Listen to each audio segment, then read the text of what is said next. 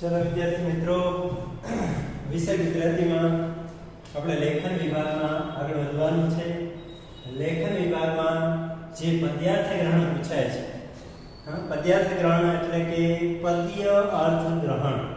જે નાનકડું કાવ્ય હોય અથવા તો જે કાવ્ય આપણે પેપરમાં પૂછાય એ કાવ્યનો અર્થ સમજવાનો, અર્થ ગ્રહણ કરવાનો, બરાબર સમજી વિચારી અને એના જે કાવ્યની નીચે 5 પ્રશ્નો આપેલા હોય એ 5 પ્રશ્નોના જવાબ આપણે એક કે બે વાક્યમાં લખવાના અને એ વાક્યમાં 5 જે પ્રશ્નોના જવાબ લખીએ બે વાક્યમાં એના 5 માર્ક આપણને મળે છે। તો આ પદ્યાર્થ ગ્રહણ કેવું હોય? જે અપદ્યાગત, જે તમારા પાઠ્યપુસ્તકમાંનું કોઈ કાવ્ય હોતું નથી, જે પાઠ્યપુસ્તકની અંદર એક પણ કાવ્ય એમાં આપેલું હોય એ પૂછતા નથી, કારણ કે એ બહારનું જ કાવ્ય હોય છે। અને એટલા માટે જે પદ્યાર્થ ગ્રહણ કહેવાય છે કે તમે પદ્યનો અર્થ કેટલો ગ્રહણ કર્યો, કેટલા સમજ્યા, અને એ સમજ્યા પછી તમને કેવું એમાંથી એ પ્રશ્નોના જવાબ તમને કેવા આવડ્યા એ તમારી કસોટી હોય છે, એ જ તમારી પરીક્ષા હોય છે। એટલે 5 માર્કના પદ્યાર્થ ગ્રહણમાં આ રીતે એક કાવ્ય આપેલું હોય, 5 પ્રશ્નો આપેલા હોય પેપરમાં, અને એ જ કાવ્યમાંથી 5 પ્રશ્નોના જવાબ લખવાના હોય છે। પણ વિદ્યાર્થી મિત્રો એમાં કાવ્ય પંક્તિ એ તમારે ડાયરેક્ટ જવાબ તરીકે લખવાની નથી। કાવ્યને સમજીને, બરાબર એનો અર્થ સમજી અને જે પ્રશ્ન પૂછ્યો છે એ પ્રશ્નને સમજી એમાંથી કયો જવાબ એને અનુરૂપ છે એ લખવાનો છે। તો આ રીતે 5 પ્રશ્નો અને 5 જવાબ લખવાના છે।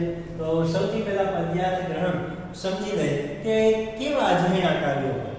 તો આવું એક અજાણ્યું કાવ્ય આપણે ઉદાહરણ તરીકે લીધું છે, તો એ જરા સમજો અને તમને આવા અજાણ્યા જ કાવ્ય જે તમારી જાણમાં નહીં હોય, જે તમને કદાચ આખા વસ્ત્રને ભણ્યા પણ નહીં હોય, અને એવું કંઈક અજાણ્યું કાવ્ય તમારી સામે પેપરમાં આવે ત્યારે એનો બરાબર અર્થ સમજો અને સમજીને એના પ્રશ્ન જવાબ લખો, એ છે પદ્યાર્થ ગ્રહણ।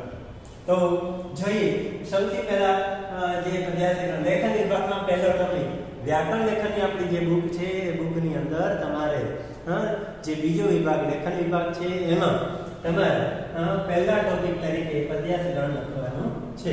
અને આ રીતે આ પદ્યાર્થ ગ્રહણ કાવ્ય છે અને એની નીચે જે 5 પ્રશ્નો એમાં પૂછાય એના જવાબ લખવાના છે। તો પહેલા સમજી લો કાવ્ય। દીકરી તો પૂનમની રાતનો દરિયો, દીકરી તો વાલકનો ભર્યો ભર્યો દરિયો, દીકરી તો પૂનમની રાત કેરો દરિયો। વિદ્યાર્થી મિત્રો અહીંયા એક પણ એ વસ્તુ પણ ધ્યાન રાખજો, જોડણી જો દીકરી હોય કે દીકરો બંને દીર્ઘ જ લખે। દીકરી તો વાલકનો પૂનમની રાત કેરો દરિયો, પૂનમની રાતનો દરિયો કેવો હોય? મોજા મારતો ઉછાળતા, તો એ દીકરી એક પૂનમના ચાંદ જેવી છે અને પૂનમની રાત કેવો, પૂનમની રાત્રે જે ભરતી આવતી હોય અને દરિયો ઉછાળા મારતો હોય એવું એના સમાન દીકરી છે। દીકરી તો વાલકનો ભર્યો ભર્યો છે અને દીકરી આવી રીતે વાલકનો દરિયો ભર્યો છે। એ લાગણીનો દરિયો છે, એ વહાલનો દરિયો છે, એટલે જ દીકરી તો વાલનો દરિયો એવું લખાયું પણ છે। અને દીકરી ઉપર તો અઢળક કાવ્યો ઘણા બધા આપણા ગુજરાતી સાહિત્યમાં મળે છે, લખાયા છે। તો દીકરી તો વાલકનો ભર્યો છે અને દીકરી છે વાલનો દરિયો। દીકરી તો એ વાલકનો દરિયો છે, ભર્યો ભર્યો દરિયો।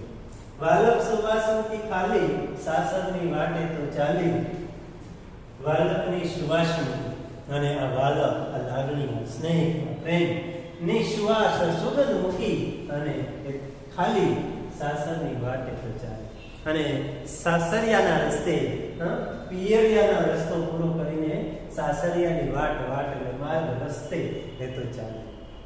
દીકરી યુવાન થઈ, દીકરી યુવાન થાય એટલે એના લગ્ન લેવાય, અને લગ્ન લેવાય એટલે દીકરીની વિદાય થાય, અને વિદાય થાય ત્યારે કવિતાને કહે છે કૃષ્ણકાંત મદ્રાસી કે વાલકની સુવાસ મૂકી અને આ વાલકની સુગંધ મૂકીને, જેમ ફૂલ છે બગીચાની અંદર, એ સવારના પોરમાં ખીલી ઉઠે અને ખીલીને આખો દિવસ સુગંધ આપતું રહે અને સુગંધ આપીને સાંજે કરમાઈ જાય, એ તો ટાઈમ માટે કદાચ કરમાઈ જાય, ખરી પડી જાય, પણ અહીંયા તો દીકરી છે એ પણ એક આમાં જાણે કુટુંબ કબીલા રૂપી, કુટુંબ બગીચા રૂપી કુટુંબનો એક ફૂલ છે, અને વાલની જે સુગંધ મૂકી અને ચાલી નીકળી જાય તો સાસરના માર્ગે, સાસરિયાના રસ્તે, સાસરની વાટે ચાલી છે.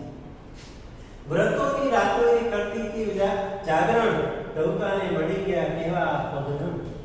અને અહીંયા કવિ કહે છે કે વ્રતોની રાતોએ કરતી હતી જાગરણ. એ વ્રતો ઉપવાસ, વ્રત ઉપવાસ કરતી હતી, જાગરણ જાગરણ કરતી હતી.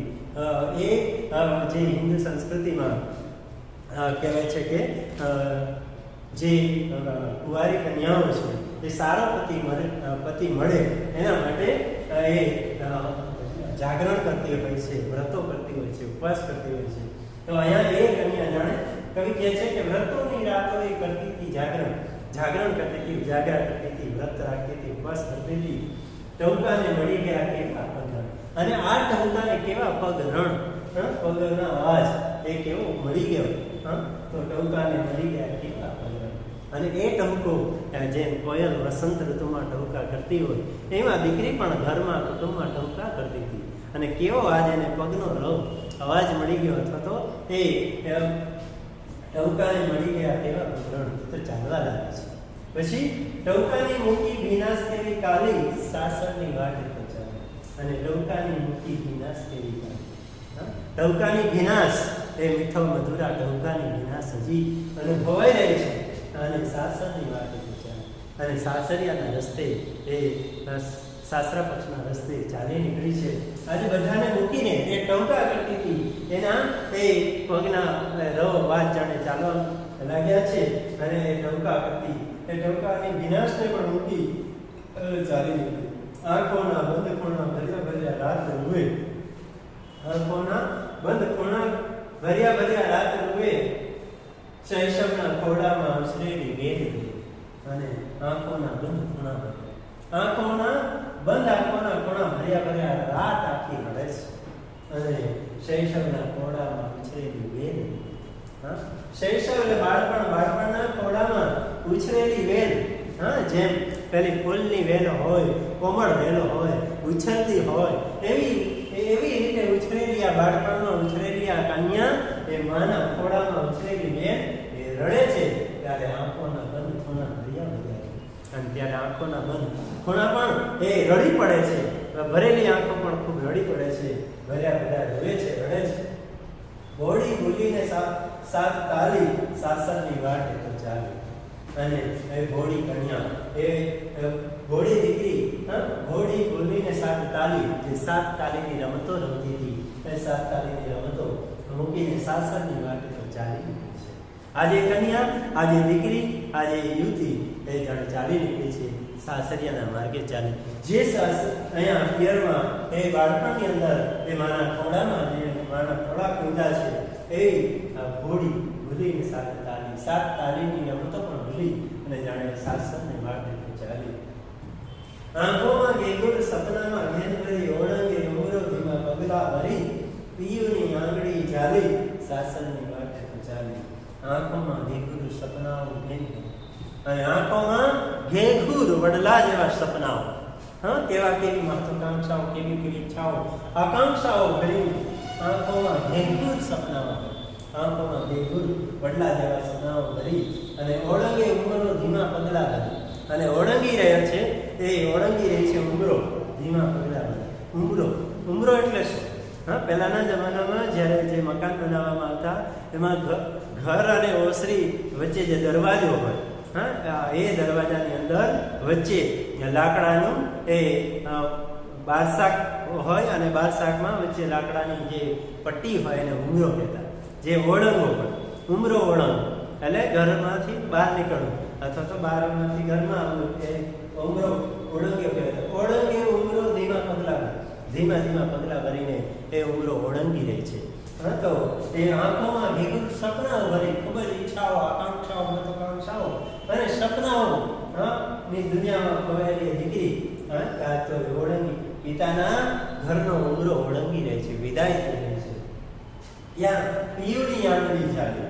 પિયુ એટલે એનો પતિ, એનો જે સ્વામી, એનો જે નાથ, જે એનો પતિ છે એની આંગળી ઝાલીને તો ચાલી નીકળી સાસરની વાટે તો ચાલી.